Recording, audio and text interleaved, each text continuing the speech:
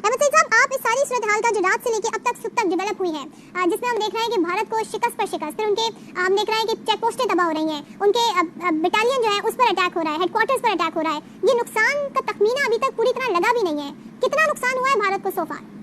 देखिए, जंग जो है वो किसी सूरत भी जो है वो अमन की चीज नहीं है। उसमें तबाही जो है वो उसी का रिजल्ट आखिर में जो है तबाही होती है। अब रात को तकरीबन 1 बजे से लेकर अब तक जो है इंडिया के 15 से ज्यादा टारगेट्स, मिलिट्री टारगेट्स के ऊपर हमने काउंटर अटैक किया है। और सबसे अच्छी बात, ये सबसे जो दिल को जो इत्मीनान देने वाली बात कि हमारे पाकिस्तान के शाहीन 5 इंडियन एयरक्राफ्ट को मार गिराया कि जिसमें 3 राफेल हैं, एक Su-30 है और एक MiG-29 है। अब ये पांचों एडवांस 3 एयरक्राफ्ट हैं कि जिसके ऊपर कोई भी एयरफोर्स जो है वो नाज कर सकती है। वो लेकिन ये है कि it's not the gun which fights, basically it's the man behind the gun which fights. Cockpit के अंदर बैठा हुआ पायलट, उस सीने में एक ऐसा जिगरा होना चाहिए, ऐसा जोश और जज्बा होना चाहिए लड़ने की उगन, और अपने पाकिस्तान की सरहदों की हिफाजत करने का जो है ना वो जुनून होना चाहिए। तो पाकिस्तानी पायलट्स ने रात को चूंकि वी वर रेडी, और कल ISI हेडक्वार्टर में जब प्राइम मिनिस्टर को बुलाया गया था ब्रीफिंग के लिए, उनको बता दिया गया था कि इस तरह से होने जा रहा है और क्रेडिबल इंटेलिजेंस है। तो प्राइम मिनिस्टर साहब ने उसका फौरन रिस्पांस जनरेट करने की इजाजत दी थी। तो इसलिए हमने सेकंड्स नहीं लगाए और वापस अटैक किया। पाकिस्तान ने यहाँ पर भी जिम्मेदारी का मुजाहरा करते हुए, रेस्ट्रेंट का मुजाहरा करते हुए सिर्फ जंग को लिमिटेड जो है वो कश्मीर के अंदर रखा, इंटरनेशनल बॉर्डर ऐसा नहीं खोला। जबकि इंडिया ने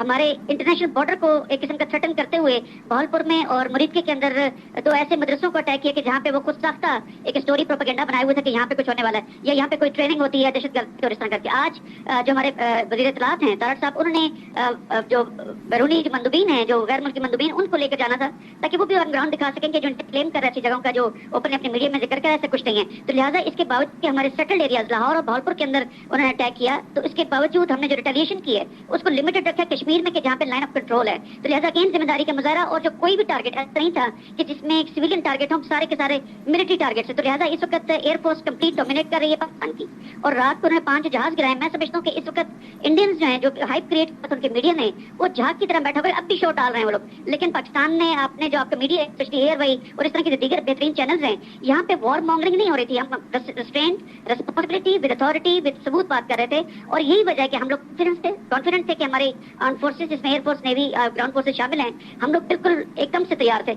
और अब जो इसके ग्राउंड पे जो सुबह की धूप उठने के बाद, जो फर्स्ट लाइट के बाद जो भी हालात है, वो असेसमेंट इंडियंस मेरे ख्याल अपना जख्म चाट रहे हैं। और ऐसी कई पोस्टें हैं इंडियंस के कश्मीर के अंदर के जहाँ पे उन्होंने व्हाइट फ्लैग रेज किया है। क्योंकि हम पहले भी आपके प्रोग्राम्स के अंदर हम जिक्र कर चुके थे कि इंडियन आर्मी, एयरफोर्स और नेवी का मोराल इस वक्त गिट्टों में, इस वक्त लड़ने के मूड में नहीं है और नहीं उस वक्त उनकी तैयारी उस तरह से है। तो लिहाजा एक पोलिटिकल पार्टी जो कि अल्ट्रा फाशिस्ट, नेशनलिस्ट और दहशतगर्द तंजीम है, बीजेपी जो है, वो बेसिकली अपने वेस्टेड पॉलिटिकल इंटरेस्ट के लिए, अपने जवानों को मरवाने के लिए हम वक्त एक उसमें कमिटेड थी, और बेसिकली अपनी कमिटमेंट ट्रैप में मोदी फंसा और उसको अपने सुक्की और जो उसको शर्मिंदगी थी उसके लिए उसने अटैक किया रात को।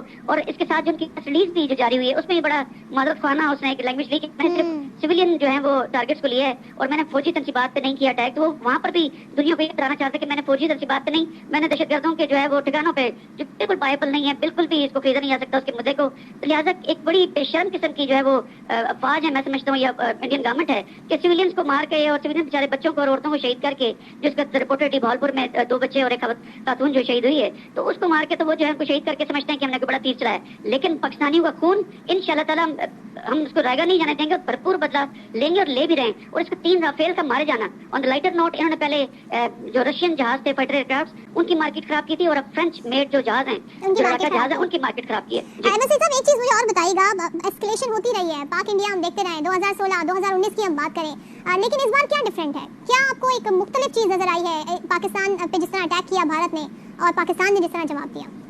2000 जो है वो 2-3 के अंदर एस्केलेशन थी, 2008 में एस्केलेशन थी, और उससे पहले कारगिल तो एक एस्केलेशन थी, एक हुई थी। लेकिन जो इंडियन जो एक जोन में थे कि हमने कोल्ड स्टार्ट करना है, यानी बगैर ड्रम कीटिंग किए हुए हम अचानक से हमला करेंगे, तो कोल्ड स्टार्ट का एक किस्म का उन्होंने किया। लेकिन वो through cold start, not through the ground, उन्होंने एयर से शुरू किया और पहले हल्ले के अंदर ही टारगेट अचीव करने के लिए अपने सबसे बेहतरीन जहाजों को लेकर आए ताकि वो जो है यहाँ पे कोई टारगेट हिट कर सकें और आने वाले इलेक्शंस में वो बीजेपी और वो जो अपने कोई माइलस्टोन अचीव कर, तो बगैर एस्केलेशन किए उन्होंने किया। लेकिन चूंकि हमारे इंटेलिजेंस एजेंसी, हमारी जो सैटेलाइट्स हैं, हमें बिल्कुल क्रेडिबल इंटेलिजेंस आ रही थी कि इंडियंस डेवलप कर रहे हैं और एयरफोर्स एफर्ट डेवलप करने की तरफ वो ज्यादा जाएंगे। तो लिहाजा हमारे रात को जो कॉम्बैट एयर पेट्रोल्स थे وہ اور ہمارے اویکس جو جام کر سکتے ہیں کسی جہاز کو اور جو ہے وہ اس کو ٹریک کر سکتے ہیں. تو ایک دم سے ایئر فورس جو ہے وہ اور جو ہماری گراؤنڈ آرمی ایئر ڈیفینس ہے وہ موجود تھی, اور اس میں پھر رات کی تاریکی میں انہوں نے جو ہے یہ حملہ کرنے کی کوشش کی. اب اس کے اندر انہوں نے سول ایئر لائنرز کو بھی جو ہے وہ اس کو روکا نہیں تھا, کوئی نوٹائم جاری نہیں کیا تھا کہ کسی جو بین الاقوامی یا جو لوکل ان کی پروازیں تھی ان کو روکے, کیونکہ وہ سرپرائز اچیو کرنا چاہ رہے تھے. تو لہٰذا پاکستان اور انڈیا کے درمیان جو میزل ایکسچینج ہوئے,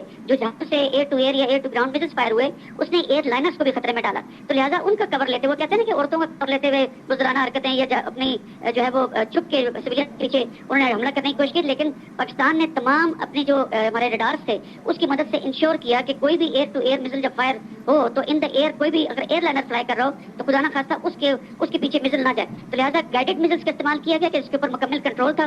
فائر ٹو فارگیٹ نہیں تھے, اس لیے کیونکہ اس کا سول ایئر لائنر ہوا میں موجود تھے. تو لہٰذا انڈیا نے انتہائی مکارانہ اور جو طریقے سے سرپرائز اچیو کرنے کی کوشش کی کہ جس میں سول ایئر لائنرز کو بھی انہوں نے خطرے میں ڈالا. لیکن الحمدللہ بلٹ ٹو بلٹ اور بلٹ ٹو ایئر کرافٹ ہم نے کیا اور 5 جہاز مار گئے ہیں. اس وقت سچویشن ایوالونگ ضرور ہے, لیکن لیڈرشپ چاہے پولیٹیکل ہو چاہے ملٹری لیڈرشپ ہو, پوری رات وہ لوگ چیزوں کو مانیٹر کر رہے تھے. ہم پھر ریسٹورینٹ کا جو ہے وہ چاہتے ہیں ڈپلومیٹک لیول کے اوپر دیکھیں تو پاکستان کی جو ہم نے پچھلے 2 ہفتے کے اندر جتنی ایفرٹس کی ہیں وہ تمام انڈینس کو اس ایگریشن کا ذمہ دار ٹھہرا رہے ہیں. لیکن ہیونگ سیڈ دیٹ, ہم نے نہ ہی اپنی سیکورٹی پہ کوئی کمپرومائز کرنا ہے, چاہے وہ کرٹیسائز کریں انڈیا کو یا نہ کریں, ہمارے لیے سب برابر ہیں. اور انڈینس ول ہیو اٹ, کیونکہ چیف آرمی اسٹاف نے کہا تھا پاکستان ہمیشہ زندہ باد.